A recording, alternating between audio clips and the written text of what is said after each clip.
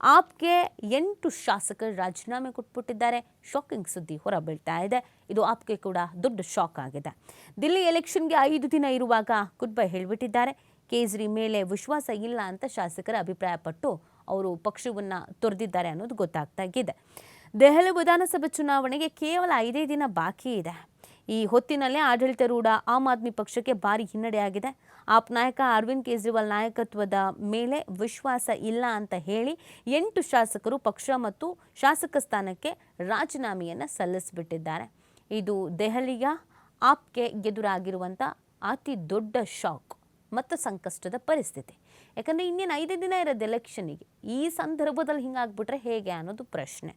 ದೆಹಲಿ ವಿಧಾನಸಭಾ ಚುನಾವಣೆಗೂ ಮುನ್ನ ಆಮ್ ಆದ್ಮಿ ಪಕ್ಷಕ್ಕೆ 8 ಶಾಸಕರು ಶಾಕ್ ನೀಡಿದ್ದಾರೆ. ಪಕ್ಷದಲ್ಲಿ ಮಲತಾಯಿ ಧೋರಣೆ ಹೆಚ್ಚಾಗಿದೆ, ಕಡೆಗಣನೆ ಹೆಚ್ಚಿದೆ ಅಂತ ಶಾಸಕರು ಟೀಕೆ ಮಾಡಿದ್ದಾರೆ. ಆಪ್ ಭ್ರಷ್ಟಾಚಾರದಲ್ಲಿ ಮುಳುಗಿದೆ ಅಂತ ಆರೋಪಿಸಿ ರಾಜೀನಾಮೆಯನ್ನು ಪ್ರಕಟಿಸಿದ್ದಾರೆ.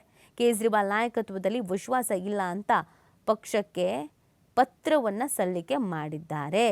ಸೊ ಈ ಎಲೆಕ್ಷನನ್ನು ಹೇಗೆ ಎದುರಿಸ್ತಾರೆ ಅನ್ನೋದು ಈಗ ಇಂಪಾರ್ಟೆಂಟ್ ಆಗಿದೆ. ಈಗ ಎಲೆಕ್ಷನಿಗೆ 5 ದಿನ ಇರಬೇಕಾದ್ರೆ ತಯಾರಿಗಳು, ಸಿದ್ಧತೆಗಳು ಎಲ್ಲವೂ ನಡೀತಿರಬೇಕಾದ್ರೆ ಈ ಥರ ಆಗಿದ್ದು ಸಹಜವಾಗಿಯೇ ಆಪ್ಗೂ ಕೂಡ ಅದೊಂದು ಶಾಕ್ ಆಗಿದೆ.